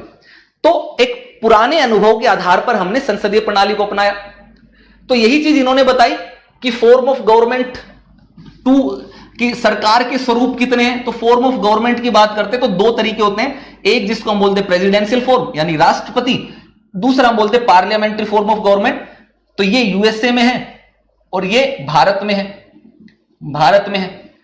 इस तरीके से आप फ्लो चार्ट बना सकते हो। तो ये मैं इसलिए बनवा करके लाया हूं आपके लिए, ताकि आप जब आंसर राइटिंग करोगे तो आप आंसर राइटिंग में एक लाइन में डायरेक्ट लिखने की बजाय अगर ऐसे फ्लो चार्ट बना करके अपने उत्तर में आंसर लिखते हो जब, तो आपको ज्यादा बेटर नंबर मिलते हैं, ज्यादा अच्छा नंबर मिलता है। आंसर में आप प्रेजेंट कर देते हो। देखो एक ही जब आंसर लिखते, दो लोग मान करके चलिए कि दो स्टूडेंट हैं, वो आंसर राइटिंग कर रहे हैं, सेम क्वेश्चन का सेम आंसर लिखा उन्होंने डिटो, तो ऐसे में दोनों को लगभग इक्वल से नंबर मिलेंगे। लेकिन अगर आपको दूसरे से ज्यादा अच्छे नंबर लेने हैं तो आपको अपने आंसर को प्रेजेंटेबल बनाना होगा, यानी कि एक आकर्षक बनाना होगा, देखने लायक बनाना होगा। तो ऐसे में आप इन फ्लो चार्ट्स का यूज कर सकते हो। चीजें वही लिखनी है, अलग कुछ नहीं करना, लेकिन बस ये कर दो, फ्लो चार्ट बना दो, और उस फ्लो चार्ट में और एक्स्ट्रा चीजें भी आप डाल सकते हो कम टाइम में, तो वो आपको दूसरे के मुकाबले ज्यादा अच्छे नंबर यहां पर आंसर राइटिंग में दिला देगा। यह चीज आपको समझ लेनी है। चलिए अब इसके साथ साथ बात करते हैं कि हमारे सामने संसदीय कार्यपालिका की जगह दूसरा विकल्प जो था वो अध्यक्षात्मक सरकार का था। लेकिन अध्यक्षात्मक कार्यपालिका मुख्य कार्यकारी के रूप में राष्ट्रपति पर बहुत बल देती है और उसे सभी शक्तियों का स्रोत मानती है। तो ऐसे में अध्यक्षात्मक कार्यपालिका में व्यक्ति पूजा का खतरा बना रहता। इसीलिए संविधान निर्माता एक ऐसी सरकार चाहते थे जिसमें एक शक्तिशाली कार्यपालिका तो हो, लेकिन साथ साथ उसमें व्यक्ति पूजा पर पर्याप्त अंकुश लगे हों, यानी कि व्यक्ति पूजा ना हो। सेम वही चीजें जो मैंने आपको अभी जस्ट बहुत डिटेल में एलोबरेट करते हुए समझाया था, वही चीज यहां पर बताई, कुछ अलग नहीं बताई। तो इसी पार्लियामेंट्री सिस्टम को अगर आप देखोगे तो इसको इस इमेज के बेस पर आप समझ सकते हो कि पार्लियामेंट्री सिस्टम, संसदीय प्रणाली के यहां पर गुण आपको दिए गए हैं। तो जब भी हम, कई बार आपसे मान लो सवाल पूछ लिया जाए कि संसदीय प्रणाली के गुण और दोषों की विवेचना करते हुए भारत के संदर्भ में एक सर्वश्रेष्ठ प्रणाली को सुझाएं, तो ऐसे में आपको चीजें बतानी होती हैं। तो कई बार आप जब गुण और दोष लिखने लगते हो तो बहुत लंबा हो जाता है। तो ऐसे फ्लो चार्ट आप बना सकते हो पार्लियामेंट्री सिस्टम का। अगर आप देखोगे तो ये आपके लिए एक बिल्कुल अलग से फ्लो चार्ट मैं बना करके लेकर गया हूं, ताकि आप उत्तर लेखन में ऐसे ही कर सको। तो जब आपने बता दो, लिख दो गुण और पार्लियामेंट्री सिस्टम ऐसे लिख दो, तो जब भी उत्तर लिखने लगो, आंसर राइटिंग करने लगो, तो उसमें साफ साफ लिख दो कि क्लियर डिवीजन ऑफ रिस्पॉन्सिबिलिटी, यानी कि इसको हम बोलते हैं उत्तरदायित्व। उत्तरदायित्व हिंदी में मैं लिख देता हूं आपके लिए, उत्तरदायित्व का बंटवारा या उत्तरदायित्व का विभाजन, ठीक है, का बंटवारा है, स्पष्ट उत्तरदायित्व का विभाजन है। हर अंग को एक अलग जिम्मेदारी सौंपी गई है। तो इससे क्या होगा, हायर अकाउंटेबिलिटी आएगी, यानी कि जवाबदेहिता आएगी। जवाबदेहिता एकदम हायर, मतलब उच्च स्तर की जवाबदेहिता आपको मिलेगी। हायर इफेक्टिवनेस, यानी कि प्रभावशीलता, इसको हम लिख सकते हैं प्रभावशाली, अधिक प्रभावशाली होती है। क्यों? क्योंकि जब आप जिम्मेदार, आपके ऊपर किसी काम की जिम्मेदारी सौंप दी जाती है, रिस्पॉन्सिबिलिटी सौंप दी जाती है, तो आप उस काम को ईमानदारी से करोगे। क्यों? क्योंकि अगर आप ईमानदारी से काम नहीं करोगे और आप अपनी जिम्मेदारी को निर्वहन नहीं करोगे तो आपकी सरकार जो है वो गिर जाएगी। ठीक, लोग जो है, जनता जो है अगली बार आपको वोट नहीं देगी। तो ऐसे संसदीय प्रणाली में आपको जिम्मेदारी के साथ काम करने की कोशिश रहती है और आपको करना पड़ता है। ऐसे ही lower potential of intra executive fighting, इसका मतलब यह है कि कार्यपालिका के भीतर ही आपस में खींचतान, विवाद होने की कम संभावना होती है, कम विवाद होते हैं, हायर इफेक्टिवनेस होते हैं। इसके साथ साथ एक बेहतर तरीके से रिप्रेजेंटेशन होता है, ठीक है, हायर फ्लेक्सिबिलिटी होती है, यानी कि आप देखोगे तो मोल्ड अच्छे से कर सकते हैं, फ्लेक्सिबल होता है, चीजों को आराम से तोड़ मरोड़ सकते हैं आवश्यकता के अनुसार, रिजिड नहीं होते हैं। ठीक, इसके साथ साथ आप देख सकते हो कि जो एग्जीक्यूटिव की पावर है, जो कार्यकारी की शक्ति है, उसके ऊपर भी नियंत्रण रखा जा सकता है। संसद के माध्यम से, न्यायपालिका के माध्यम से उसके ऊपर कंट्रोल भी रखा जा सकता है। पूर्ण रूप से वो तानाशाह नहीं हो सकता है। तो यही सारी चीजें इसमें लिखा है कि लोकतांत्रिक क्षति की सबसे कम संभावना जो है वो संसदीय प्रणाली में आपको देखने को मिलेगी। ठीक है, इस चीज को आपको देखते हुए चले जाना है। चलिए, तो जो भी नए दोस्त जुड़ते हैं, दोस्त लाइक शेयर करते चला जा करो, बनता है लाइक शेयर, आपके लिए बहुत मेहनत करके आते हैं हम। और अनअकैडमी का कोर्स अगर आप ज्वाइन करना चाहते हैं तो हमारा रेफरल कोड अब मत भूलना, LYLIVE, इस रेफरल कोड को अप्लाई करना। आपके अपने दोस्त ललित का कोड है ये, तो आप इसको यूज कर सकते हैं, 10% डिस्काउंट और मेरी प्रॉपर पर्सनल गाइडेंस मिलेगी। प्रॉपर पर्सनल गाइडेंस का मतलब आप वीडियो कॉल, मैसेज कॉल या मिल करके मेरे से बातचीत कर सकते हैं कभी भी, किसी भी मामले पर। प्रॉपर एग्जाम पास होने तक आपको मैं गाइड करूंगा, मैं ही करूंगा, बाकी कोई नहीं, मैं करूंगा। तो वो हेल्प आपको मिलेगी, बाकी क्लासेस सभी टीचर्स की मिलेंगी। तो LY लाइव रेफरल कोड जरूर अप्लाई करना है दोस्त। जब भी अनअकैडमी का सब्सक्रिप्शन ले, बहुत ईमानदारी से मेहनत करते हैं, मेहनत करके पढ़ाते हैं, वहां पर भी ईमानदारी से बहुत मेहनत करके आपको डिटेल में चीजें पढ़ाएंगे, सारी की सारी चीजें एग्जाम के पॉइंट ऑफ व्यू से सिलेबस के अकॉर्डिंग पढ़ाएंगे। तो वो मेहनत हम आपको करवा सकते हैं। आप अगर रेडी हैं तो आप LY लाइव जरूर अप्लाई करना। चलिए, अब सेम यही चीज यहां पर बताया है कि संसदीय, ये जो मैंने यहां पर बताई उसका हिंदी वर्जन ये दिया हुआ है, और कुछ नहीं है, कि संसदीय व्यवस्था में ऐसी अनेक प्रक्रियाएं हैं जो यह सुनिश्चित करती हैं कि कार्यपालिका विधायिका या जनता के प्रतिनिधियों के प्रति उत्तरदायी होगी और उनसे नियंत्रित भी होगी। ठीक, इसीलिए संविधान में राष्ट्रीय और प्रांतीय दोनों ही स्तरों पर संसदीय कार्यपालिका की व्यवस्था को अपनाया गया है। तो अगर मैं आपसे एक सवाल पूछ लूं, यहां पर एक आपसे क्वेश्चन पूछ लूं, और वो क्वेश्चन ये है कि भारत में ये बताओ कि क्या जो ढांचा केंद्र के स्तर पर अपनाया गया, क्या वैसा का वैसा same to same as it is ढांचा राज्य के स्तर पर भी अपनाया गया है, हां या ना? सिंपल सी चीज है। मैं आपको एक स्टेटमेंट कह दूं, केंद्र और राज्यों में दोनों में एक जैसा संवैधानिक ढांचा अपनाया गया है, तो क्या यह स्टेटमेंट करेक्ट होगी या रॉन्ग होगी? तो आप सब लोग अगर मेरे साथ क्लास में यहां पर जीवित हैं और बने हुए हैं मेरे साथ रेगुलर, तो आप सबका आंसर जो आएगा वो यस आएगा, हां आएगा, बिल्कुल एक जैसा ही ढांचा है। तो अगर हम देखते हैं तो इसके लिए मैं आपको एक स्लाइड बना देता हूं, ताकि आपको मैं ऐड कर देता हूं यहां पर स्लाइड, ताकि आपको एक चीज समझ में आए। केंद्र और राज्य के स्तर पर जब हम बात करेंगे ना, तो मैं आपके लिए एक स्लाइड यहां पर ऐड ऑन कर देता हूं। दोस्त, हम यहां पर हैं या हम यहां पर हैं, ठीक है? मैं आपके लिए इधर एक न्यू स्लाइड ऐड करता हूं और इसको यहां से शुरू करते हैं। केंद्र और राज्य के स्तर पर जब ढांचे की बात कर रहे हैं तो इसको क्लियर करना बहुत जरूरी है, इसको समझ लेना। तो अगर हम बात करते हैं संवैधानिक संसदीय सरकार, संसदीय प्रणाली, भारत की संसदीय प्रणाली की हम बात करते हैं और हम यहां पर लिख देते हैं भारत, ठीक है? भारत। तो भारत में यहां पर हम दो ढांचे में देख लेंगे, एक हम देख लेंगे केंद्र, ठीक है, और दूसरा ढांचा जो हम देखेंगे यहां पर राज्य, राज्य। तो अब ऐसे में अगर हम देखें तो यहां पर एक कैटेगरी अगर हम बनाना चाहें तो एक सेकंड मेरे को दीजिएगा, मैं इसको थोड़ा सा इसको मॉडिफाई कर देता हूं।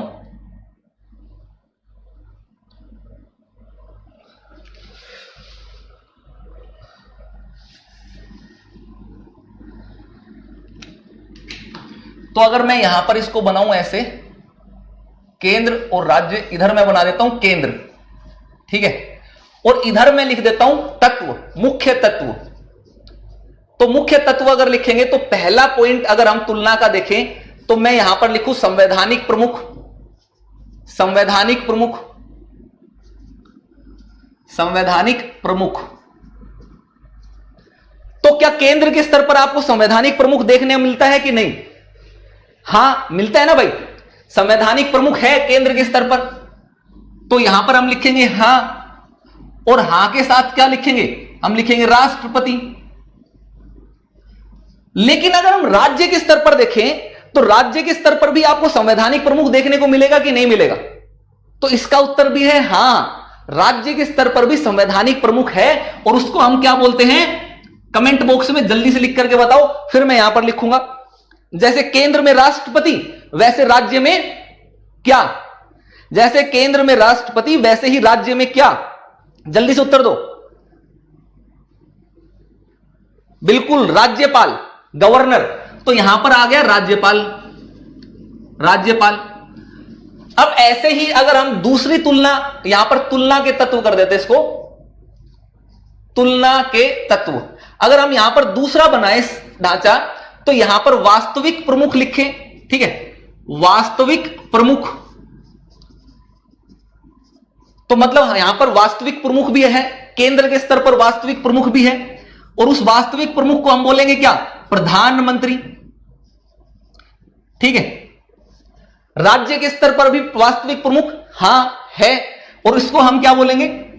इसको हम बोलेंगे मुख्यमंत्री, मुख्यमंत्री, ठीक है। यह चीज आपने देखी यहां पर। तीसरी चीज देखोगे तो हम अगर इस यहां पर केंद्र और राज्य दोनों के स्तर पर आप देखोगे तो मुख्य शक्तियां किसके पास देखोगे तो कार्यपालिका किसको कहेंगे? वास्तविक या वास्तविक कार्यपालिका।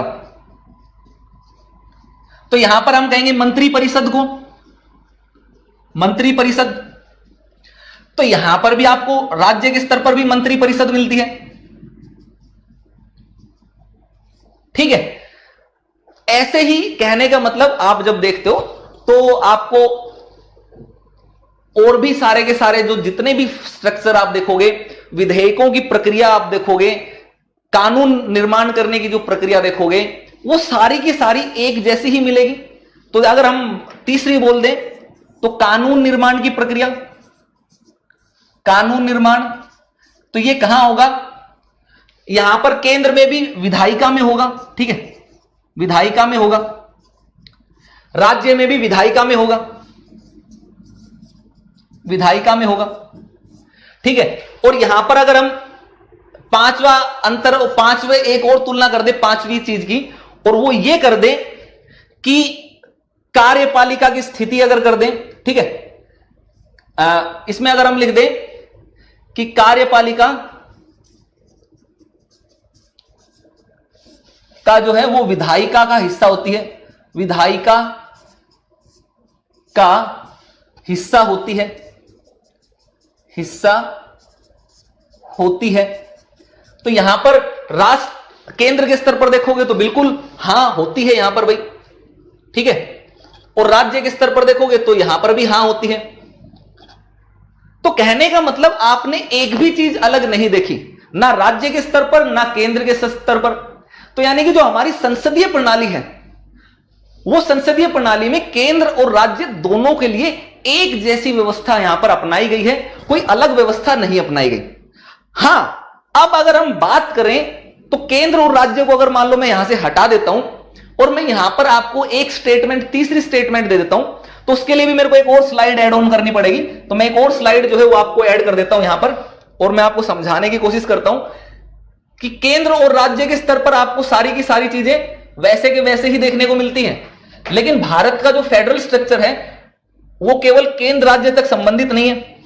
भारत की जो संघीय व्यवस्था है, अगर हम बात करें संघीय व्यवस्था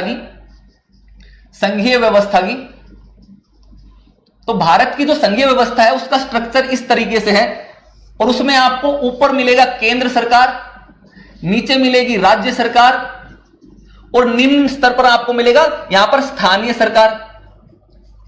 स्थानीय सरकार, और स्थानीय में भी आपको एक अलग स्ट्रक्चर देखने को मिलेगा, दो तरीके के स्ट्रक्चर देखने को मिलेंगे। एक स्ट्रक्चर जिसको हम बोलेंगे, इसको बोलेंगे हम ग्रामीण, और दूसरा स्ट्रक्चर जिसको हम बोलेंगे शहरी।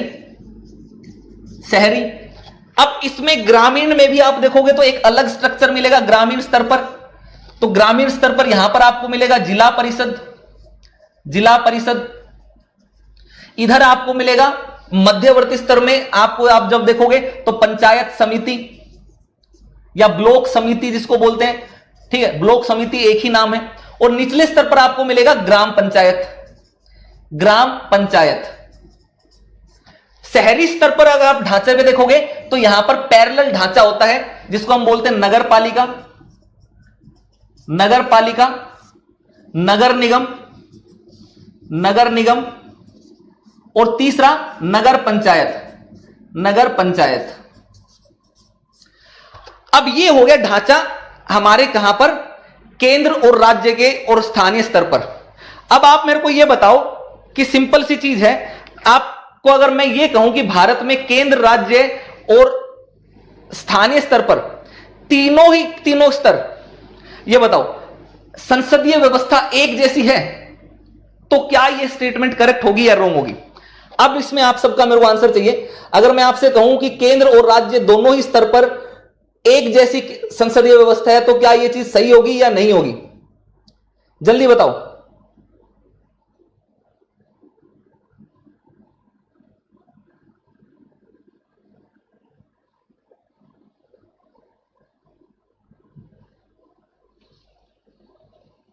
हां या ना? तो ध्यान रखना है, नहीं होगी दोस्त। केवल केंद्र और राज्य के स्तर पर तो संसदीय व्यवस्था एक जैसी है, यहां पर तो आपको एक जैसी मिलेगी, लेकिन जो स्थानीय स्तर है यहां की व्यवस्था बिल्कुल अलग है। यहां पर बिल्कुल सेम इनकी तरह जो केंद्र और राज्य की जो फंक्शंस हैं, जो कार्यपालिका, वैसी व्यवस्था यहां पर नहीं है। यहां पर आप देखोगे तो डायरेक्ट ग्राम पंचायत डायरेक्ट कार्यपालिका का रोल अदा करती है, ठीक है।